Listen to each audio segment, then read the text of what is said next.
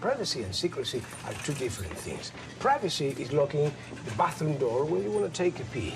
Secrecy, on the other hand, is locking the door because what you are doing in a bathroom isn't what people usually do. And sometimes, after privacy has had a few drinks, he might decide he wants to spend the night with a secrecy just to explore their relationship. But where can they be together without people peeking in through the curtains? Well, usually in an offshore company. That way, someone looks in a window, they see an empty room.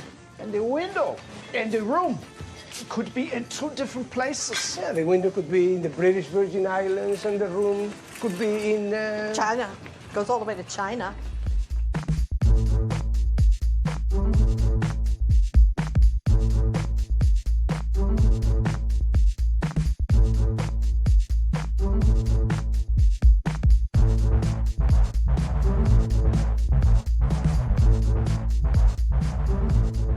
Hello there, welcome to Cinema Eclectica, part of the Geek Show's podcast network. We are the Geek Show's dedicated movie podcast, and today I'm Aidan, and today I'm joined by...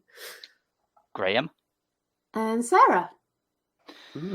Yes, and in the second part of the show, we've got so many things for you. We've got new John Waters, we've got Eating Raoul on Criterion, we've only got Singing in the Sodding Rain.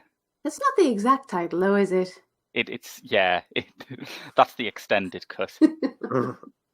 Singing in the mother trucking rain, everyone. Not just singing in the rain. Yeah, Tarantino was an odd choice for that remake. But yes, before that, we have our film of the week, which this week we have been lured back to Netflix, which I feel, as a podcast, we've had some good experiences with, right? Yeah. Yeah. We've had Annihilation, we've had The Other Side of the Wind, The Ballad of Buster Scruggs. Netflix has been generous, nay, munificent with us. And now it's the turn of Steven Soderbergh to move onto the platform. In fact, this is his second Netflix film, isn't it? After High Flying Bird. After High Flying Bird, yeah. I haven't seen that. I haven't seen that one yet. I should. It's got Kyle MacLachlan in. And Bill Duke. Whoa.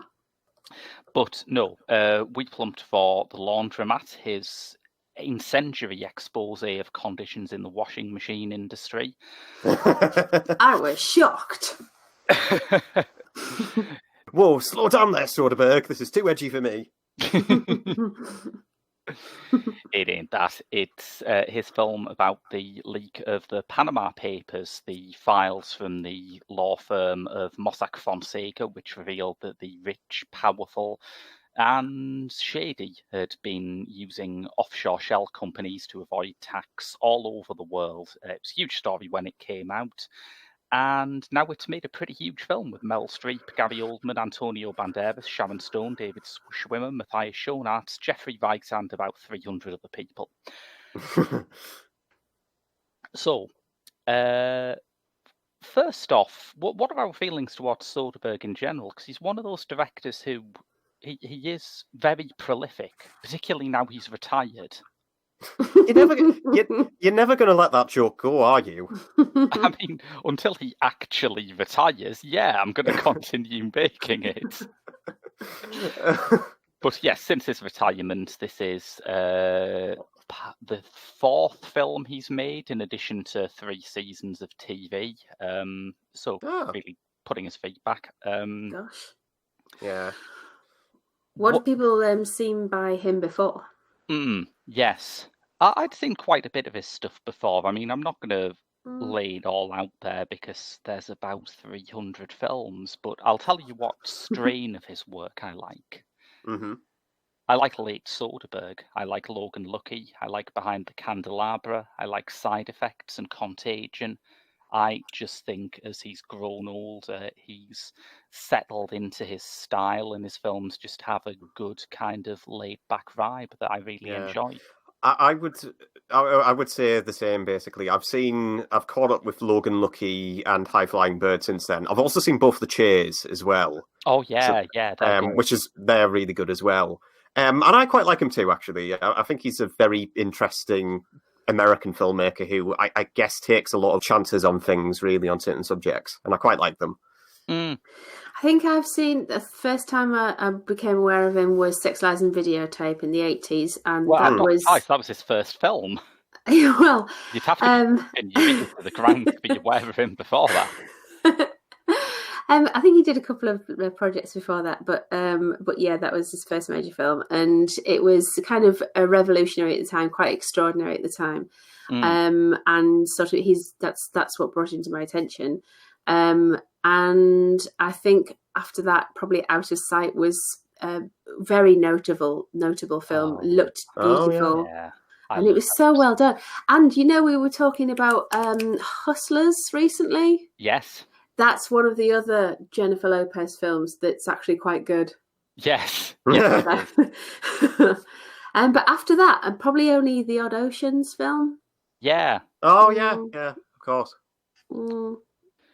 So this is, a director who I think we all have pretty good knowledge of. Would it be fair to say? Yeah. A little bit. And yet we've never done him as Film of the Week, which seems crazy. What? I know. So I was pleased to right that wrong, and I was intrigued by the idea of Soderbergh doing the Panama Papers story, because this is one of those issues where sometimes you just think, like, fiction isn't really coping very well with the modern world. Modern scandals aren't like All the President's Men anymore. They take place in hundreds of different countries. They might be about manipulation of banking data. They might involve climatology figures or something else, which is very important, but so dull. Yeah. Yeah, probably a bit, how do you make something like that interesting? And he clearly has given that quite a lot of thought by this. Absolutely he has. Because, I mean, were there any bits of the film's general style that particularly clicked with people?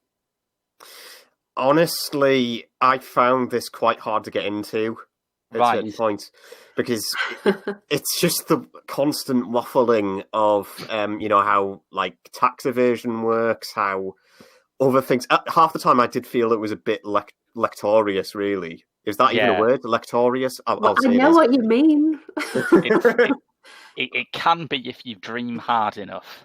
I think it's I know what you mean. It's kind of like constantly being interrupted by reminders that this is not a film. This is a real life event. Yeah. By people like Banderas and Oldmans chatting to camera, or the title pages that flag up, or even seeing them change costume, or even walk off set and on set so you can see the set. And that's kind of like a probably a Brechtian technique that they're using which originally was the idea behind that, was to get you to remember to constantly be pecking at your head. This isn't a film, wake up, or this isn't a fiction. Or just, remind, with Brecht, it was just like, remember this is a play, but it's kind of pay attention to the themes that might apply outside of the world of the play, and breaking the fourth wall and so on is like an aspect of that. Yeah. So it's quite an old technique, but I feel like it still comes off effectively. But I know that there's probably a few caveats to pop in there. Yeah. Well, one of the things, congratulations to anyone taking bets on who'd be the first to mention Brecht, by the way.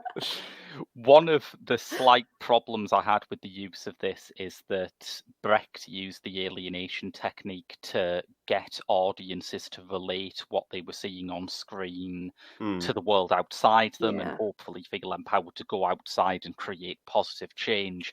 Whereas once you've gone through the whole of the Laundromat, it turns out that what Soderbergh is really fired up about is changing American campaign finance laws. And I sort of sat there in Middlesbrough thinking, all right, I'll get straight onto that. I think you can also take it as, wake up to the fact that specifically, maybe, it's American finance guys, but it's also people who are looking after the country, people who are elected, aren't necessarily trustworthy. Did we ever think they were trustworthy? Well, yeah. And worse than that, they are robbing you blind. I think that one thing that did work for me about these segments, and I get the feeling they're going to be the main sticking point for most people. Not so much for me, I must say, but No. One of the things that I did think worked about them is that they are narrated, as you say, by Oldman and Banderas as Jürgen Mossack and Ramon Fonseca, the two people who founded Mossack Fonseca. And they are relentlessly self-justifying.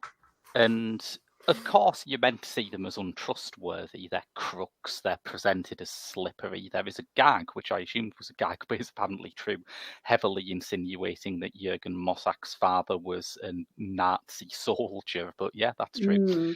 Yeah. But the main line of defence they use is, look, none of this is illegal. If you hate what we do, don't take it out on us. Vote for better politicians, which I think is unsettling because it might be right. Well, yeah. So tax. This is the eternal question of tax avoidance versus tax evasion. The Kent Brockman-esque distinction that is drawn here, yes. Because not only that, I mean, there's also brought into because this is based on a true story, and once the Panama Papers did leak, it also tied into ties of David Cameron as well. Yeah, so obviously, it's bound to have this kind of effect anyway. Yeah. There weren't many people who weren't implicated in it. I was quite impressed that Banderas was involved because one of the main figures from arts and culture who was listed in the Panama Papers was Pedro Almodovar. Really? Oh, really? Yeah. That must have made for some fun conversations on Pain and Glory. Pedro, we need to talk now. But I mean, here's the thing. Let's sort of drill into why. Ultimately, I admire this movie greatly, but I'm not sure it really worked for me because it hits the ground running. It has this sort of big, ridiculous sort of to-camera piece from Oldman and Banderas. Oldman, it must be said, doing a ludicrous accent. I was just going to say Gary Oldman's Services to Acting Award will be in the post, I'm sure. And I love Gary Oldman. He's one of my favourite actors, but even I'm certain, is that German, Swiss? Yeah, it's another of his accents, isn't it? It's just... He loves an accent. He likes getting his chops around a meaty accent. It made me think he wants to impersonate Werner Herzog, but he has only ever heard other people impersonate Werner Herzog. I did feel the same way, But anyway, they're there. And after that, it gets into this fictional storyline with Meryl Streep as Ellen Martin. And this goes on for, most of the first act of the movie, I would say, is switching in between these two storylines. And the Streep stuff I like. I don't know how everyone else feels about it. Well, I'm a bit indifferent to it because I did feel Streep's story got lost in the patchwork of all the other subplots that are going on in this. This is the thing, yeah. Yeah, and I did find that distracted more than it added for me. I mean, it was a cute story, and it was very sad to. Well, I won't go into detail, but yes, that was quite tragic. I think we can say what sets it off because it's right at the start of the movie. She loses her husband in an accident. And worse than that, it's played by James Cromwell, who we love. Yeah, lovely James Cromwell, yes. Babe's dad. Yeah, exactly. And so he dies in this boating accident. She tries to get to the insurers, but they turn out to be in this web of offshore companies connected to Mossack Fonseca. And I feel like this is good, and it's almost a kind of late life Silkwood for Streep. And I enjoyed seeing her, acting rather than just being brought into. She does a lot of these things like sort of Suffragette or Into the Woods, where she's kind of brought in to confer her blessing onto a film. Yeah. And The it's political aspect of that as well. yeah. But it's it's quite nice seeing her do something that reminds you that Meryl Streep, I will stick my neck out and say this, is quite good at the old acting. She is rather good, Really? considering she was I think the wife of John Cazale, who Yes. legendary John Cazale, who is also an extraordinary actor. Yeah, talented couple. But I'm starting to enjoy this, and there's a few signs of trouble ahead. There's this weird cameo from Sharon Stone, which Oh yeah.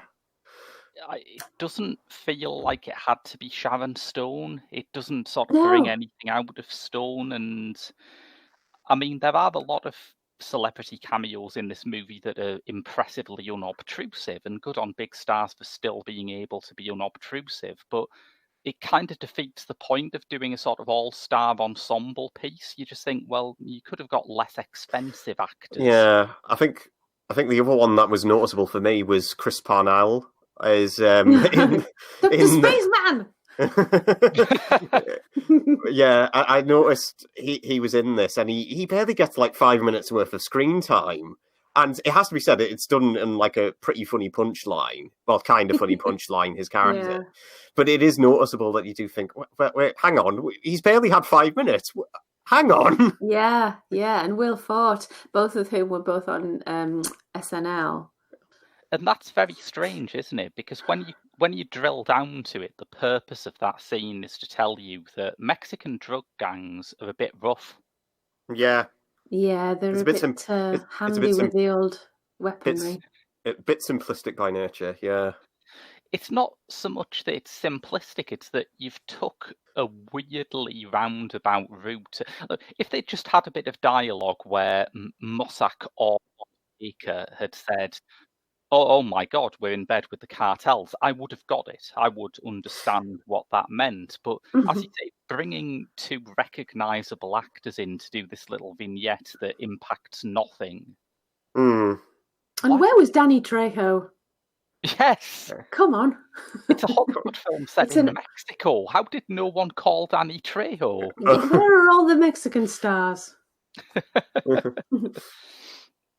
No, I think it was just because of that message what Sarah brought up that I felt that way, because it's just it's a bit problematic. It's a weird detour. And as it goes on, it becomes more and more full of these weird detours, doesn't it? Yeah. The thing is, though, I mean, isn't that kind of the nature of the Panama Papers? The fact that it is sort of affecting people's lives here, there, everywhere, across the world. And what do you really learn? It's not one person's story from beginning to end. It's all levels of society, and maybe that's the message. I completely agree with that, yeah. I just think if they'd framed it from the start as this is a Panama Papers anthology film, yeah, I could have rolled with that. But as is, it's framed from the standpoint of like Meryl Streep being like the investigator of this kind of like thing. That, yeah. And I just don't think it pulls it off quite as well as it hopes it would. Yeah. No, I don't think so. I think part of the problem is it starts off and you invest in Streep's character. You assume you'll be following her around. For a start, she's Meryl Streep. I mean, yeah.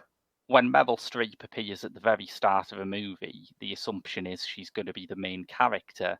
Mm-hmm. And it goes off into these things, some of which work, some of which don't. There's a really overlong bit with Nonso Anosi, which I couldn't understand the purpose of at all. There's a bit with Matthias Schoenaerts, which, I mean, in an age when every other Hollywood studio is tiptoeing around offending the Chinese, I guess it at least shows you where Netflix's red lines are. But, I mean, some of these things are entertaining, some of them aren't, but I felt more and more frustrated as I thought, all right, but how does this tie in? Are we just following Mossack Fonseca clients around the world?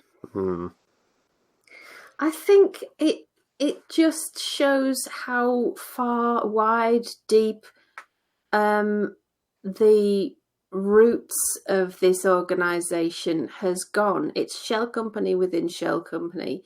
It's people literally in all the countries. It's a massive but hidden fraud as big as any Oregon subterranean mycelium. Yes. It's sort of spreading itself far and wide, and it seems unstoppable. There's a moment of a weird moment at the beginning where a bush is on fire. Yeah. And I think I took that as the burning bush from the Bible. I don't know. Maybe, didn't cross my mind, but it works. So the meaning behind that, I think there's a few meanings, but one of the meanings behind that is to be burned but not consumed. Okay, yeah. So various people obviously get their fingers burned, but the organisation isn't consumed. Yes. Or maybe, it's sort of, it survives, it can get its fingers wrapped. They get some jail time, but not a massive amount of jail time. And I presume they just pop out at the end of the day, put their jackets back on and get back to work. I mean... Yeah. I mean, when you sort of spell it out, I like what this movie's saying, and I like fair amounts of how it's saying it. I just think it leaves you with this weird half-baked taste, or at least it did me. Yeah. But, I mean, and that's another thing. If you go to the cinema and you watch a film and it's not resolved, especially if it's a real-life story, it implants the seed within you of an unresolved situation. Whereas if we went to the cinema and went to Netflix, watched this film, and it had a nice pat ending where all the bad guys ended up in jail and they threw away the key and all the punters are absolutely fine and get all their money back, then we would think, oh, brilliant, that's that situation resolved then, and kind of forget that the Panama Papers is an ongoing situation that is still blighting lives. Yeah. Whereas without that, we still want to. We still feel that sense of injustice at the end of the movie. I would have to agree because I really enjoy. I think the closest to enjoyment I got out of the Laundromat was that last third. For me, just because with the use of this set that's clearly built something out of straight out of like a musical. For me, it is very Chicago, isn't it? Yeah. It was beautiful looking. It was actually a gold jail. Isn't it gorgeous? And that was the closest sense to urgency that the film built for me. I think before that, it's a set of stumbles.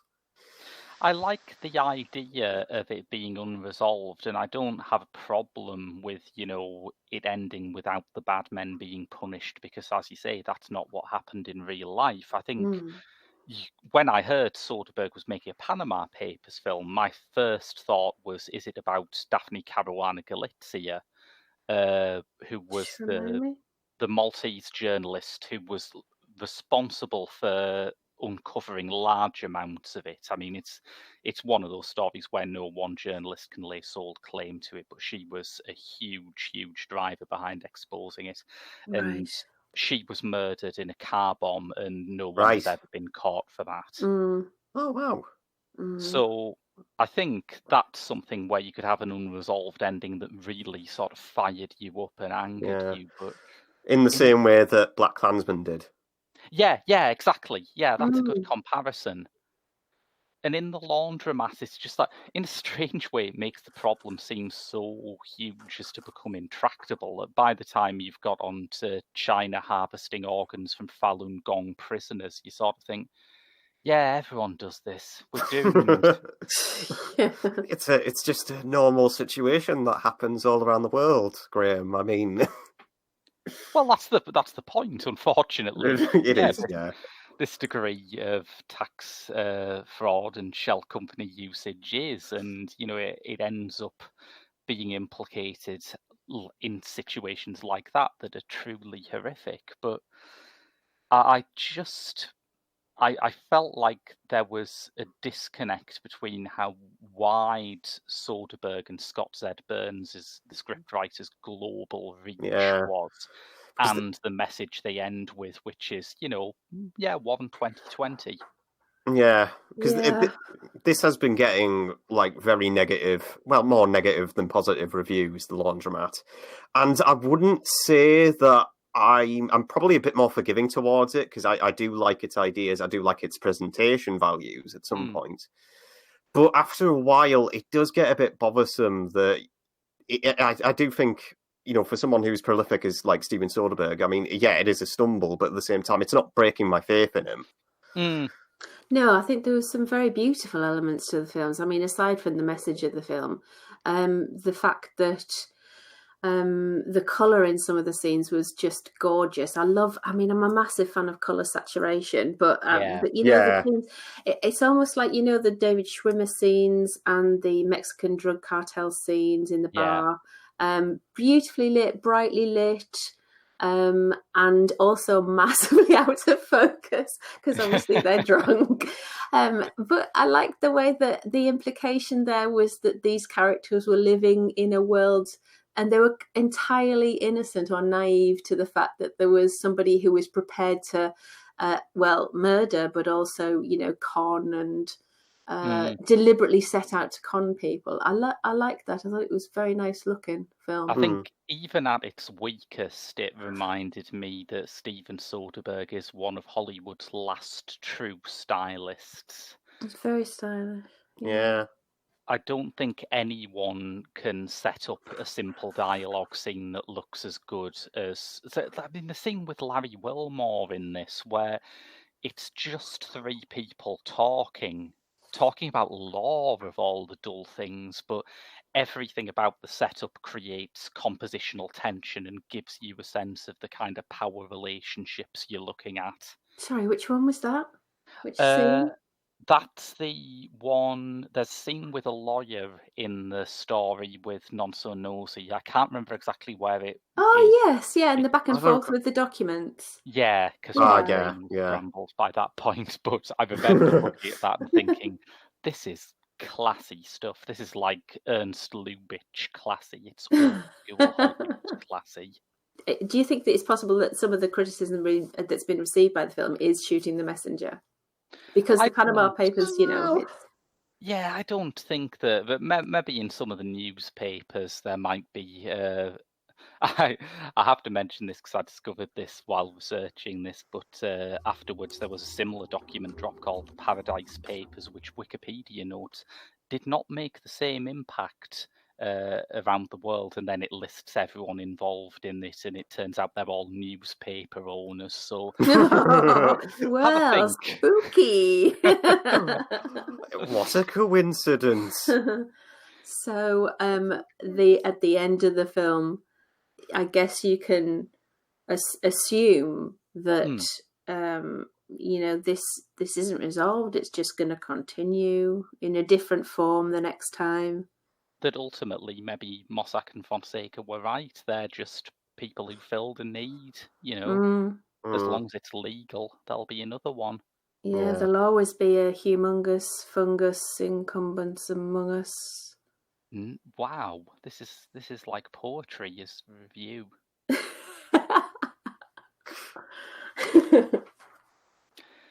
So, do we have any recommendations to watch beside it? Well, I thought of two. The first one is something that came out like 4 years ago, but The Wolf of Wall Street. Yeah, definitely, yeah. Because I just think it's a good mashup where I think like The Wolf of Wall Street's like constantly entertaining and constantly sleazy. I think The Laundromat could have benefited from like maybe not so much sleaziness, but some entertainment value at least. Yeah. The second one is a film by Billy Wilder, which is 1, 2, 3. It came out. It's often known as like one of the black sheep of Billy Wilder's filmography, but it tells the story of James Cagney as a Coca-Cola executive who's obviously this very staunch capitalist, and he has to protect I think a couple's capitalist daughter from being married off to a communist state in Germany. The communists having the ever so eloquent name of Otto Pippel. But it's delightfully weird and zany and just fires out like a machine gun half the time, because it was also known as like the fastest talking movie ever documented at that time. I think it came out in the early 60s. But it's constant delight in that manner. And I really do think for what like Soderbergh is trying to achieve with his politics, and obviously the themes about tax evasion versus tax avoidance, I think it would be a good pair up, really. I had to think about this, and I'm possibly the Truman Show for like artifice and breaking down of the fourth wall and that sort of idea. And also the film I'm going to be talking about later, Singin' in the Rain, completely different types of films, but again about like what's real and what's fake. Nice, yeah. For me, I feel like this is an end of Soderbergh's work. This kind of zany, jazzily score, lovely score, by the way. Great score, very smooth, like sleazy, jazzy. It's the sort of end of his work that is best understood by remembering that he is a huge fan of Richard Lester, the film director. The film director, yeah, the guy who made A Hard Day's Night. He is. Soderbergh has often cited Lester as one of his key influences. And I think, although the kind of smooth, chic quality of The Laundromat is pretty alien to Lester, there is a film that was reissued by the BFI earlier this year which shows you Lester trying to mesh politics with his kind of zany comic sensibility in a similar way, which is How I Won the War. This is the war film with John Lennon, isn't it? It's got John Lennon. I would not turn up expecting much Lennon. I mean, part of what I appreciate about it is that he has taken one of the most famous people of the 20th century and made him part of an ensemble, which is impressive. Yeah. But this is one of those kind of zany, swinging 60s satires like, I don't know, Who Are You, Polly Magoo by William Klein, or even Tony Richardson's Charge of the Light Brigade with its weird animated interludes, where you sense that there is an influence of Brecht, there is an influence of the French New Wave, and everything is being thrown at the screen, but with the accent to entertain and provoke rather than simply provoke. And I think, whatever you end up thinking about The Laundromat, and it's always going to be a divisive film because it takes so many chances, but I'd hope that people would at least understand what Soderbergh is going for by viewing it in the context of those 1960s films. Yeah. I certainly don't think The Laundromat is one of the more hated films that we've got this year, because this has got, like, I think 44% on Rotten Tomatoes or something. And I don't... Part of me just thinks... I'm a bit more forgiving towards it, because I can at least understand what he's trying to do. Or trying to accomplish. Yeah, and I think there are fantastic things in it. It just doesn't gel as well. Yeah, I mean, how big was the Panama Papers? Was it how many pages? Like millions of pages? It's a massive bureaucratic doorstep of a document. And how to make that interesting? He's done a fair job on that. Yeah, I would say. Yeah. I mean, have you seen how big the Mueller report is? And that's just about one corrupt rich guy. There's a whole like mini-series worth of material just dedicated to this. I'm not surprised it turned out as picaresque as it did. Yeah.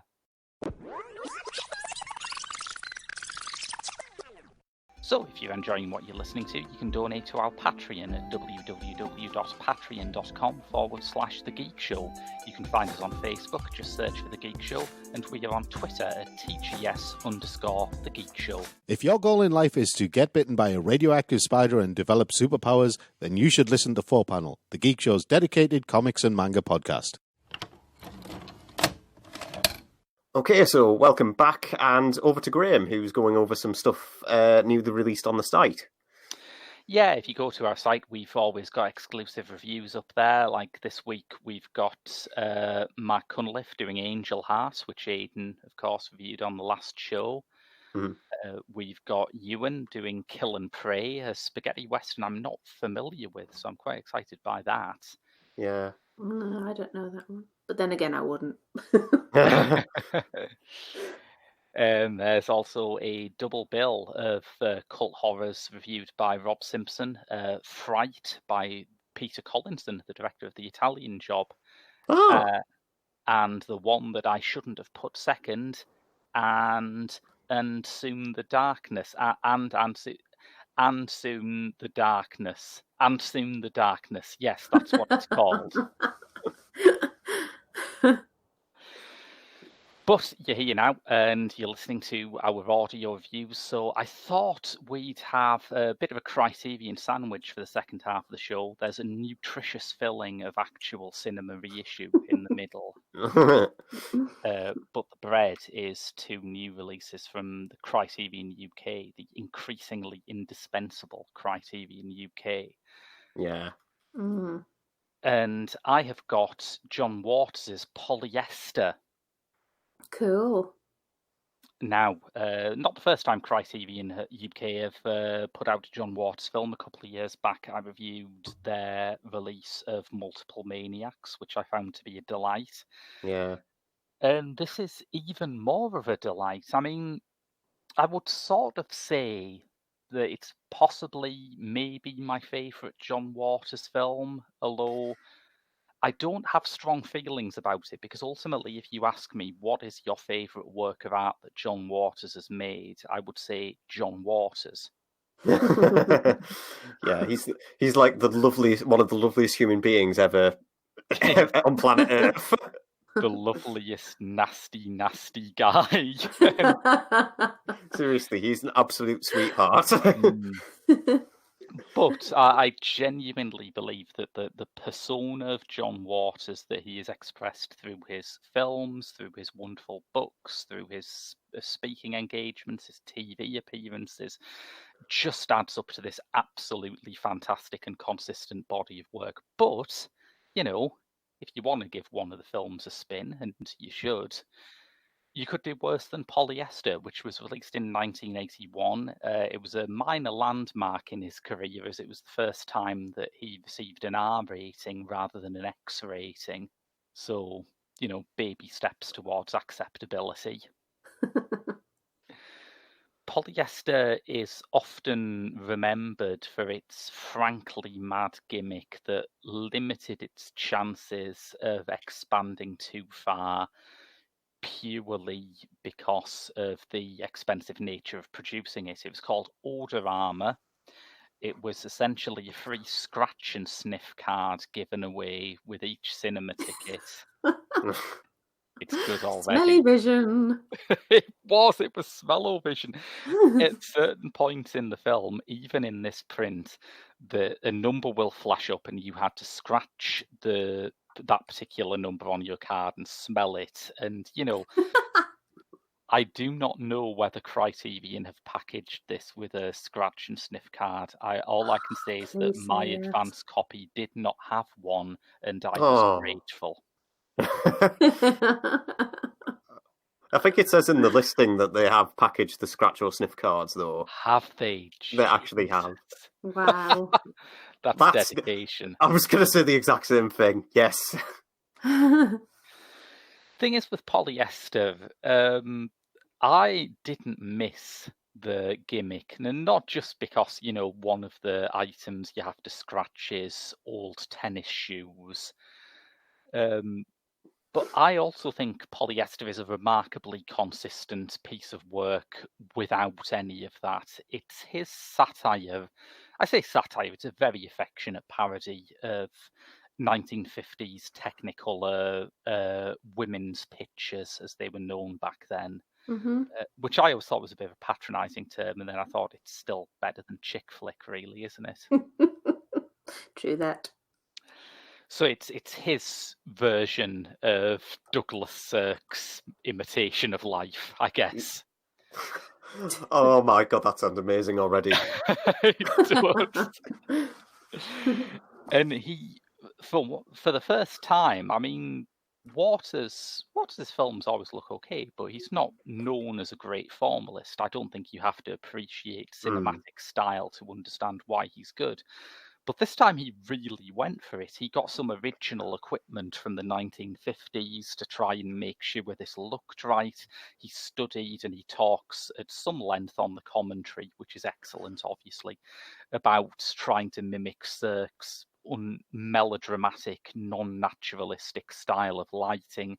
He really went to major effort to make this work. And part of the reason why he could is this is his first film that really had, not a huge budget, but more than the pittance he made something like Multiple Maniacs on. And it still has some of his old crew. There's still Devine in the leading role. There's still the extraordinary Mink Stole and Edith Massey in prominent supporting roles, and a few other nice cameos. There's a good one from Gene Hill as a gospel singer who hijacks a bus for reasons that I won't go into. It's as good as you'd think a gospel singer hijacking a bus would be.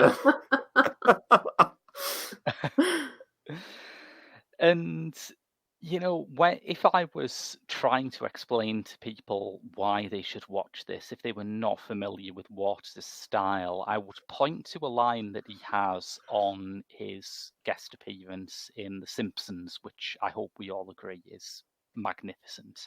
I forgot he was on this. I forgot he was on that. Blimey. Yeah. There is a bit on his Simpsons episode where he has to explain what camp is to Homer. And bear in mind, Susan Sontag took a whole novella to do this. And Waters just goes, it's camp, the tragically ludicrous, the ludicrously tragic. Snappy? Snappy, yeah. And that's really what Polyester is. I mean, the stuff that happens is the stuff of incredibly overwrought melodrama, and there is, as you would expect, some fantastically bad taste jokes in it. I felt particularly guilty for laughing at one scene where when Divine's character Francine, when her family life is at its lowest ebb, she finds her pet dog trying to hang itself from the fridge. Oh no! Damn. Only John Waters could get away with that. First of all, there is a kind of heightened quality to it which makes all these terrible traumas she suffers actually funny. I mean, the fact that, I don't know who would be playing this equivalent role in the 50s, the sort of Gene Tierney character here is played by an overweight drag queen with an incredibly OTT performance style. That's like your first hat tip to the fact that this isn't meant to be taken entirely seriously.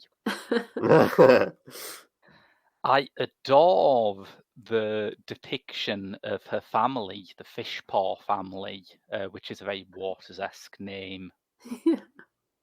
Her husband is played by David Sampson, and he's this fabulously grotesque guy with a bad toupee who is convinced that everything is just going great for him. He owns the local porno theatre and, business is going well.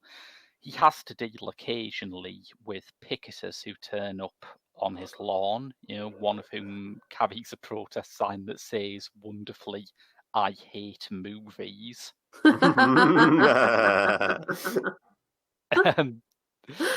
But, it's bringing in the money and he's happy doing what he does. But he doesn't seem to realise at all that for his wife, Francine, played by Divine, this is terrible. She wants to be a respectable 1950s style suburban housewife. And her husband is, bringing the religious right to their lawn every day. And it's having an effect on their kids, their son, who has, and this is a sentence that you only get to say when you review John Waters films, who has a sexual fetish for stamping on people's feet. Yeah, Okay. Waters. Definitely Waters. Yeah. The character I think I loved the most was his daughter Lulu, who's played by an actress called Mary Garlington. And it reminded me that in amongst all the filth of a standard Waters production, and there is some filth here. There is, let's just, flag that up. There is also a weird kind of innocence. He finds the world of like the 40s and the 50s so endearing that he is happy to recreate their cliches, even in the context of a film that obviously could never be made back then. And Lulu is kind of the symbol of that, because her whole character arc is that she's a bad girl. She's dangerous, she's trouble, she's wild. And she expresses this wildness by incessant go-go dancing. Yeah. Oh, fabulous. She is like deliberately the most dated kind of 40s B-movie reefer madness kind of concept for teenage rebel you could imagine. Her boyfriend is played by Steve Bates, the late lead singer of the Dead Boys, who were one of those punk bands who were more noted for causing on-stage chaos than they were music. And so there's an element of kind of real danger in there, but there's also kind of an innocence, and there's an innocence that also made him rediscover for this film Tab Hunter. Now, Tab Hunter was a sort of putative star of the 1950s. He had a sort of good, wholesome, kind of blonde-haired, all-American boy image, and his career was on the up and up until a piece was published in, I can't remember what the magazine was, but it was one of those magazines that James Ellroy was riffing off in, LA Confidential. A magazine article was published that heavily implied that he was gay. And in fact, he was gay. And his manager also managed Rock Hudson, and his manager was sort of used this as a bargaining chip, said to the magazine, look, don't print anything about Rock Hudson, and I'll give you a couple of other stories that you'll like. And one of them was the story about Tab Hunter's homosexuality, which, really sank his career. But he was rediscovered, I should say, in later life. And he turns up towards the end of this as the new love interest who saves Divine from her awful family. And, I mean, it's a fairly limited performance. It doesn't really matter whether John Waters is working with established actors or not, because he always instructs everyone to give the John Waters movie performance, and that's fine. He's worked with Christina Ricci, he's worked with people you've never heard of. It doesn't matter. But the fact that it's got Tab Hunter there, I think, is a symbol of what has made Waters last at a time when a lot of other kind of edgy comedy from the 60s and 70s has dated really badly. It's that this is not just about shock tactics. And in fact, he could sometimes be slightly disdainful about shock tactics. There's a bit in his book Crackpot where he says, I mean, if you wanted to shock people, you could probably just make a joke about sickle cell anemia, but what's the point? What does it do? I think it is detectable from even in the very early, very dark films that underneath Waters' abrasiveness is a deep and abiding love for people who were deemed misfits and weirdos. And it's why seeing Divine in the arms of someone who was, in his day, tipped as the heir to James Dean feels less weird than it should. He knows exactly what Tab Hunter represents. He knows the baggage Tab Hunter brings with him. and it ends up feeling like a celebration. And so, despite its dark turns, despite its abortion gags, despite its dog suicide, Polyester is ultimately a very warm and lovable film, and it's been given the proper Criterion treatment, loads of extras, including, I'm delighted to say, a print of the legendary movie theatre announcement Waters once did, where he told patrons there was to be no smoking in this cinema while smoking himself. What a guy. That's Polyester, which came out on Criterion last week. Yeah, all his films had that lovely feel about them, where the fact that it is full of weirdos, but you're always among friends. Yeah, exactly it. Yes. Yeah. It's part of the reason why I want to delve into his filmography, even though like something like Pink Flamingos is just so whacked out its mind. But I'm very curious. Very, very curious. Walker's curious. Lulu, you have failed every single subject again. Oh, no, Ma. They changed the grading system. F is for fantastic. You little liar. It's a good thing you're not Pinocchio. Your nose would be a mile long. I swear to God on the Bible it's true. Stop that lying. I got voted president of student council today. Liar, Mel. I'm a cheerleader, too. Liar, liar. I'll tell you another thing, Mother. I quit school today, and I'm going to get me a job as a go-go girl. You next, Sarah? Yeah, I've got Singing in the Rain, and this is a 1952 film, and where can I possibly start with this film that hasn't been said before? It's the most perfect film. If you're in a bad mood, watch this film. If you're in a good mood, watch this film. If you've got 2 hours to fill, watch this film. Find an excuse to watch it. It's perfect. It's like my top 3 favourite film, and I can't quite bring the other 2 to mind. And it's full of musical numbers and just hilarious from beginning to end. It's Gene Kelly and Gene Hagen as Don Lockwood and Lena Lamont, and Debbie Reynolds is in it as well. And Don and Lena are this idealised Hollywood couple. And even the opening is hilarious. It's a Hollywood interviewer talking to the glamorous couple as they're attending a premiere of their latest silent film, and everybody adores them, and the flashbulbs are going off, and it's the red carpet, and the costumes are amazing. And so they watch this film, everybody loves it, but then the nightmare hits them, and it is the talkies have arrived, and in the form of the jazz singer. So they convert a film into they do their best with it. It has sound, but they're not really using it. They sort of improvise some truly awful dialogue. I love you, I love you, I love you, I love you, I love you. And the audience are just like, oh my God, they sound terrible. What did we see in them? So they think, okay, so we'll take the film back and we'll hack it to pieces. We'll record some musical numbers. We'll stick a ballet in the middle. And yeah, that'll make complete sense. And it'll won't be called the Dueling Cavalier anymore. It'll be called the Dancing Cavalier.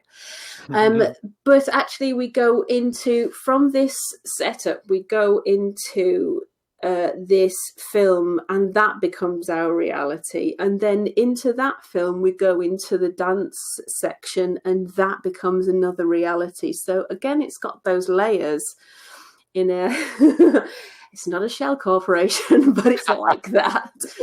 So you just keep delving deeper and deeper to the most basic human drives, and it's love and sex, and not actual sex, and dancing and movement, and just joie de vivre. There's colour everywhere. When you are living your most authentic life, colours down the street just pop into bright colours. It's like what dreams shall come, but without the depression. And it's beautiful to look at. I don't know what more to say about it. It's like I love this film so much. I could happily watch it again now. So they have to figure out their way through this film, and they do various dance numbers. Notable dance numbers are, of course, the title song, Singin' in the Rain, very famous sequence, very famous for the Morecambe and Wise version as well. And the story is that Gene Kelly was working his way through this sequence, and they recorded it over a couple of days. And he was running a temperature of 103 by the end of it. He was not a well man, but he came through it like a trooper. And the Make 'em Laugh sequence, which is Donald O'Connor, is just one moment to the next. It's so beautifully choreographed, but it's choreographed comedy, clowning, and beautifully every little movement of his hands, every movement of his legs, he just tricks you to thinking one thing's happening, and then he just goes into a completely different section. That's what was that sequence? Make 'em Laugh, yeah. So that became a very iconic sequence as well. And then the song where Gene Kelly, Debbie Reynolds, and Donald O'Connor come up with their key idea for transforming the fortunes of the studio. And that's a long single take, and Debbie Reynolds, the story is she did it until her feet were bleeding and she was just in agony, and she was crying under the piano in a otherwise empty rehearsal room one day, and she was discovered by Fred Astaire, who said, if your feet aren't bleeding, if you're not in pain, then it's not dancing. It's just the way it is. So she was just like, yeah, okay, I'll suck it up and get on with it. There's a gorgeous section where Gene Kelly is telling the story of a young huffer who comes to Hollywood to make his mark. A huffer being a basic dancer, dances below the waist and lots of sort of fancy footwork. And he enters this club, and it's obviously only open to the most exclusive people in the club. And Sid Charisse is in there, and the rest of the world just falls away, and it's just the two of them. And she has this gorgeous green outfit on and a beautiful black bob, and she does this beautiful dance, and it's as sexy as even now. And they have this gorgeous dance together, and it's just, whew, hello. And then it sort of opens up into a ballet sequence later on, and you realise that, yes, there was that hot relationship between them, but he fell for her so deeply, and the strength of feeling between them is beautifully evoked. And she ultimately, has to break his heart because she isn't who he thought she was. Again, there's that mask, there's that artifice. She's not a genuine person, and her head is turned by diamonds that are offered to her by a gangster. So his heart's broken and he has to move on. There's a beautiful sequence where we see the impact of sound on the talkies, and you go from film set next door to film set, next door to film set, different films all being made with sound effects, and the cowboys and Indians, and there's a train coming by, and you just get a sense of the whole factory nature of film production at that time, just one thing after another, and the output being so huge, and the tidal wave of sound and movies and what they could do with that. There's beautiful and, again, massive pops of colour and glitter on every scene as you're going through dance numbers, Busby Berkeley type numbers, singing romantic songs, and that's an extraordinary sequence as well. It's just, I don't think this film, I think they thought, is there anything that we've left out? Is there anything that we've not put in this film? No? Okay, well, we better call that an end of the day then. Yeah. Because there's so much going on, honestly. It's the most perfect film. If I don't know how much more I can recommend it than that. Just watch it. Enhance your life. That's lovely. Do you know what the link to polyester is that I discovered during my research? Ooh. Oh, that's a lovely question. I'm not looking anything up while I'm thinking because I could be just going, but I'm not going to. Yeah, I think you'll have to tell me. Debbie Reynolds was best friends with Tab Hunter, and I wondered if it was the Tab Hunter link. During his pre-scandal days, she actually allowed herself to be portrayed in the press as his girlfriend to throw them off the scent. Just like Rock Hudson married his secretary in a Love and Lavender marriage. Yeah. Oh. Debbie Reynolds, great in real life too. Yeah. Lovely lady. Yeah. Everyone's mum. Look, here's the mic. Right here in the bush. Yeah. Now you talk towards it. The sound goes through the cable to the box. A man records it on a big record in wax. But you have to talk into the mic first. In the bush. Now try it again. Gee, this is dumb. Oh, she'll get it, Dexter. Look, Lena, don't worry. We're all a little nervous the first day. Everything's going to be okay. Oh, by the way, Roscoe, you know the scene coming up where I say Imperious Princess of the Night?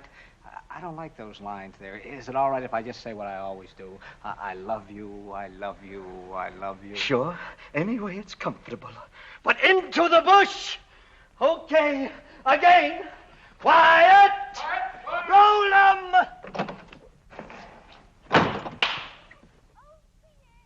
Shouldn't have flirting with dames.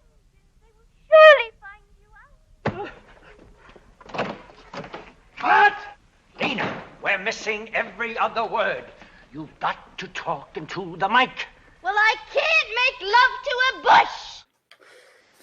Okay, so we've had a comedy followed up by, I would say something like one of the greatest musicals ever made, but also got a tongue-in-cheek sense of humour as well. It's got a massive comedy element. There's nothing, is it, that you're not laughing at as well? Yeah. And I'm ending on a comedy as well. This is Criterion's reissue of Paul Bartel's Eating Raoul. Now, are you familiar with Eating Raoul? Not outside of the porn lot, no. No, okay. Immediately that sets expectations, yes. This, you may be familiar with that title because Rob had this on his Discoveries of the Year list last year, along with a film that Graham reviewed earlier this year that also got a Blu-ray release magically, which was Next of Kin, the Australian horror movie. And this was the other film that Rob mentioned as a discovery for him. And I'm delighted that it absolutely is a shotgun effect. It's absolutely spectacular stuff. Fantastic.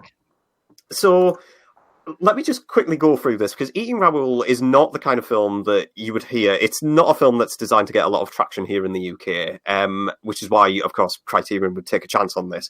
But it essentially stars Paul Bartel as a wine seller, this very disgruntled wine seller called Paul Bland. He's married to this nurse who often, it has to be said, like all the patients just try and grope her one by one each and every single day as she goes to work. She's played by Mary Warrenoff, who they have dreams to set up a restaurant in the countryside of where they live, really. But they can't get the financial status to do so. The sales executives cannot really just provoke them to do any further work. And this is where one of the swingers, who is just so lustful for Mary, breaks into the apartment. And then Paul meet their end with Paul's massive, satisfying bonk to the head with a frying pan. Wondered where that was going then. And the frying pan is just the most delightful thing in the whole thing. Just constantly hearing bonk, bonk, bonk. It's just so much fun. So yeah, the swinger dies, and they come to realise that each and every time they want, obviously, they bring wads of cash to try and buy over and win over Mary. And they soon discover that they can use this money to fund their restaurant, really. And after a while, this takes them down this rabbit hole of setting up the business in the most ludicrous of ways and involving all these different weird clientele who have these really strange and bizarre fantasies. All set in this apartment. And obviously Mary's set up as this lustful figure towards these men. And as soon as they get to a bit handsy on with her, they immediately meet their end by the back end of a frying pan. So it's just delightfully silly, and it's not really. I mean, you would perfectly think, because this is a black comedy as well, that you would think that it's just crude or built up for crudeness, because it's just building up on so many sexual, fantasies, sexualities. But really, it's far from it. It's a very delightfully silly film, which takes elements from like all sides. It contains it in that like delightful apartment-like structure. So, for instance, you'll have sequences like there's one of the first fantasies you see from one of these craving clients is this weird old man dressed as this child in like complete with blue dungarees, a white tank top, and like this blue cap, and he's just like hamming it up in like, and obviously Mary's dressed as like this housewife, this motherly figure saying, and that's how, Johnny, the butterfly got to the end of the bee's nest and he lived happily ever after. And then you just hear like the client just immediately hamming up saying, but I've been a very bad boy, haven't I, Mummy? Spank me. But it's not done in a sexual manner. It's just, here I am in this ridiculous setup. And then you just see Paul Bartel just charge in this black attire and just whack with a frying pan immediately. It's so much fun. The amount of times that happens, it's constantly building momentum. There's not really a dull note in it. I mean, you could say that it's lacking in character development because it's just so fast-paced and so quickened. But it's just such a film of such a singular identity that you can't help but laugh about it. It's just fantastic in that manner. There's all these great side characters involved as well. I mean, there's a particular where the titular Raoul turns up, who's played by an actor who would later go on to Star Trek Voyager, Robert Beltran. Oh, really? Yeah, he's in this. This was actually his first one of his first roles. Yes, absolutely. Yes, he plays Raoul, who gets introduced as like the third party in this like elaborate scam they've got going. But Robert Beltran plays Raoul Mendoza, who is like a locksmith kind of character. So he's introduced in the most delightful way. He's absolutely terrific in it, and in the most dryly way, he just picks apart, like, burglars can get in through that way, they can get in through the window, they can go through the front door, by unlocking with a ruler, with the lock, etc., etc. So what he says is, look, if anyone, I can guarantee you this, if anyone breaks through my specialist locks, I will guarantee that not only will I replace the lock, but I will replace the value of anything that is stolen to the couple. Wow. And then the couple and then Paul Bartel just immediately just stares at him in bewilderment, just says, well, but how often does that happen? And then only for him to, like Robert Beltran, to immediately smirk, never, and then just goes immediately to the window.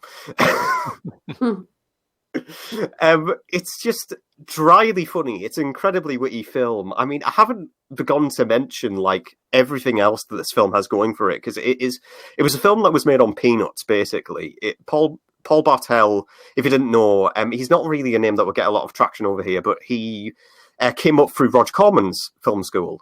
So he got his craft there. He made Death Race 2000 for him, which wasn't...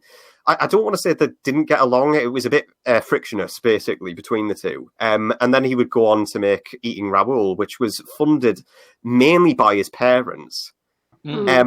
And it's got creativity just bouncing off every corner. I mean, even from like the opening segment where Paul Bartel is trying to sell off like wine to a customer, and then like this robber just approaches them like twofold. and then points like a gun at them, tried, all right, give me all the money out of the cash register. And then this is immediately followed up by like the partner of his joints just pulling out this magnum, pointing it at point blank, firing off the gun, killing the robber, and then just immediately just bounces back saying, how about that crate of wine you've got me going for there? You still haven't sold that off yet. It's from that opening 3 minutes, you know, you could just immediately, it just passes the 6 laugh test with ease. It's just constantly building up all these different momentum builds, and it's constantly funny, constantly delightful, constantly silly. And I had a blast with it. It's just incredible stuff, really. And it just comes to show like how great, how, you know, if with the tools you're given, how you can pull off something for this. Because also got to remember that it's just delightfully just zany in all appropriate ways. And I just love it. I just absolutely love it. There's nothing much more that I can say. Paul Bartel's next film, Lust in the Dust, a Western parody, starred Tab Hunter. There we go. Interesting. And Divine? Yeah. Did it? Lust in the Dust, did it? I think it did. Maybe it did. Maybe I've missed out a polyester connection. Hold on a minute. I have to check this now. What am I thinking of if not Lust in the Dust? It's the sort of title that you'd think is hard to mistake for anything else, and yet, looking at this, you might have. I think I might have. Oh no, hang on, no, there it is. There we go. Yeah, Tab Hunter, Divine, and Cesar Romero. Oh yeah. Oh yeah, Cesar Romero. Nice. Yeah. I mean, Paul Bartel wasn't one of these directors who got a lot of traction. He died, I think, in the late 90s or something. So unfortunately, he was an underground name that never quite lived up to like John Waters' heights, unfortunately. But my God, this is like on a similar level of how Alice Lowe did Prevenge, really. Yeah. Of how you could take like this singular comedy with a singular identity and just have a lot of fun with it. I mean, you can clearly tell like every inch of this film was just filled with passion and love. And you can really tell that. I mean, right down to like, because the other thing is that you can read from this is that it's a satire of like the middle-aged couple, really. And how like the middle-aged couple, you know, immediately think like sex is just dirty and sleazy. So, and they'll depict this by having like both Paul and Mary sleep in separate beds or just only share hugs and kisses and like, all right, good night, and then off to bed. But yeah, everything else like murder, thievery, it's fine to them, you know.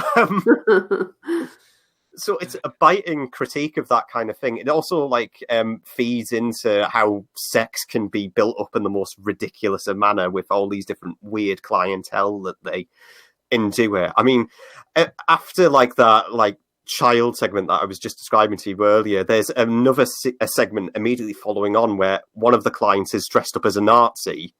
In a very manner of there's a Nazi in the library feel from Father Ted.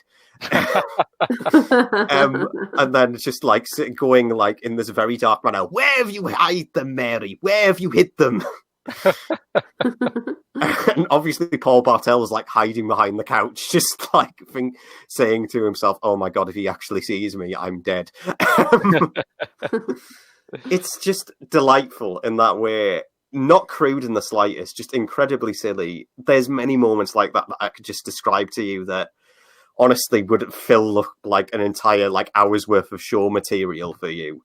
But I'm not going to do that. It's just ripe for discovery. I just absolutely adored this. And, you know, it's great that Criterion are putting their effort into it. I mean, extras wise, it does come with a lot of Criterion releases do, like a lot of bang for your buck. So commentaries, a documentary about the making of the film, archival interviews with Bartel.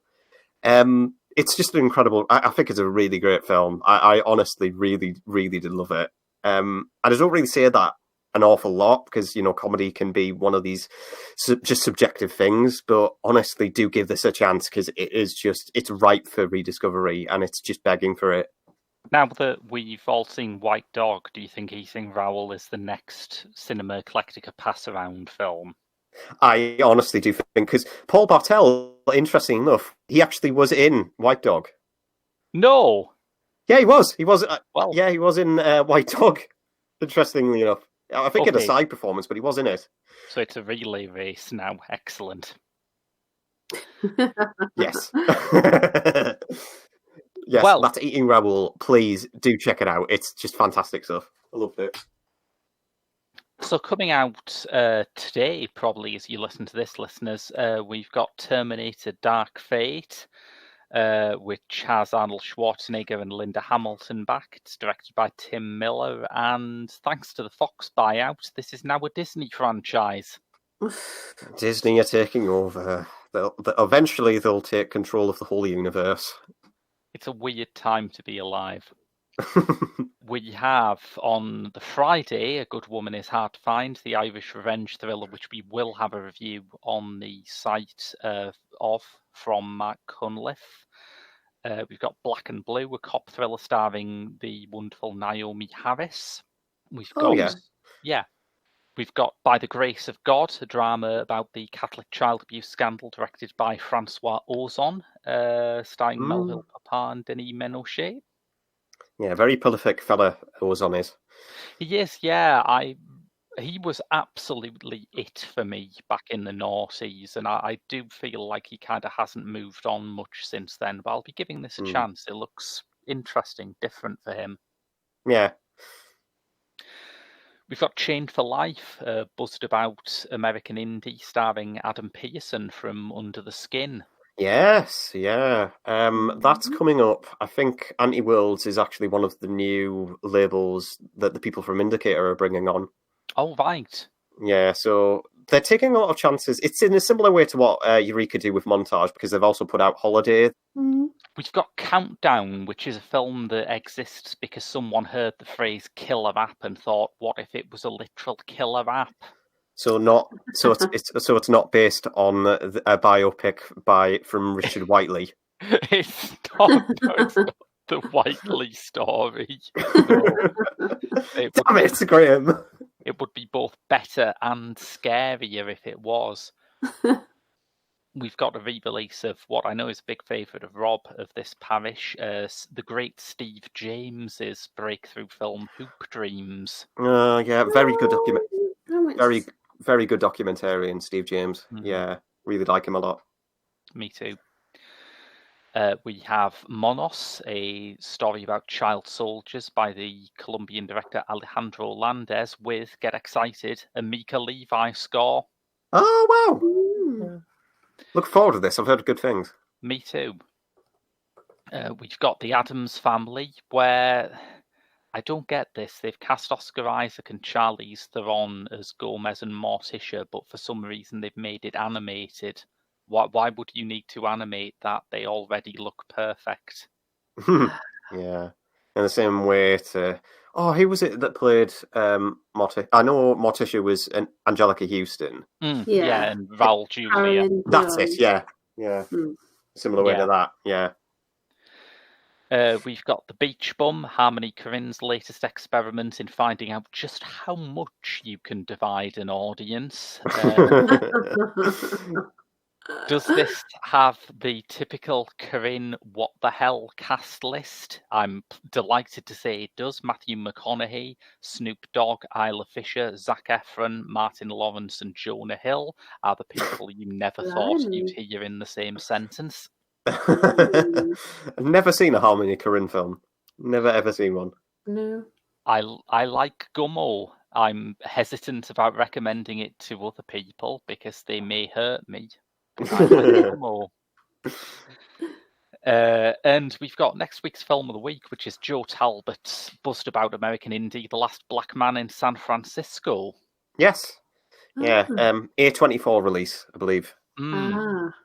With a few less well-known actors up at the front, but some familiar faces in the supporting cast, including Mike Epps, Finn Whitrock, and Danny Glover, who I am really delighted by the way that Danny Glover keeps lending his voice to like new filmmakers with things like this and Sorry to Bother You. Stand-up guy. Deserves like an American flag and a salute. Absolutely. I did love Sorry to Bother You. Oh, it's so good, isn't it? It's a great film, yeah. A quick note, Danny Trejo, who I mentioned earlier, not Mexican. He just plays a lot of Mexicans. He's actually American. My world is falling apart. Sorry, yeah. Illusion's crumbling. I know. Man. Next you'll tell me Divine isn't a woman. Yeah, we need to have a little chat. So, until next week with The Last Black Man in San Francisco and our Halloween special. Yes, it is. Indeed. For which we like to do a theme every year. Our theme this year is adaptations of great horror writers. But you'll have to wait a bit to find out who we've picked. Keeping very hush-hush about it, yeah. Yes. But until then, that's been your lot from Eclectica. I've been Graham. I've been Aidan. And I've been Sarah. See you next week. Adios, amigos.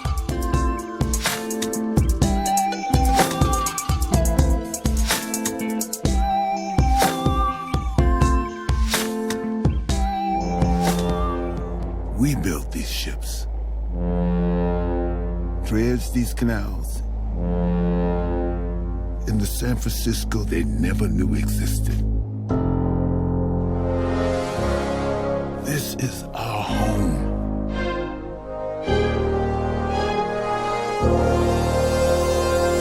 You two